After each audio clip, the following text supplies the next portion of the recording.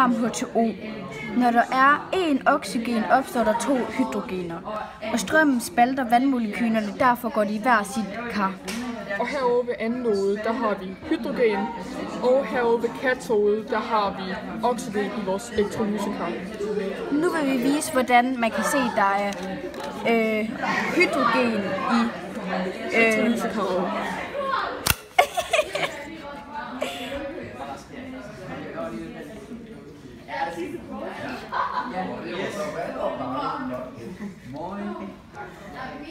Okay, må jeg lige se?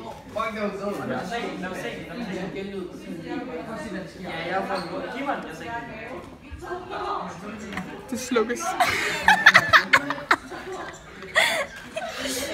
Next one. Slukker jo altså. Så skal vi have herovre med katode, hvor vi skal vise, at der er oxygen i. Tag en ny pen.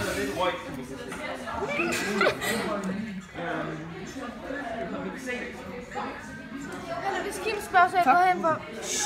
Vi er i gang, Nalle.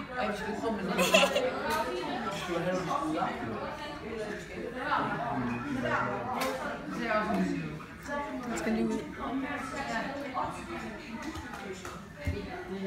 Der er ingen af dem, der virker. Hvorfor ikke det? Den gik desværre også ud. Men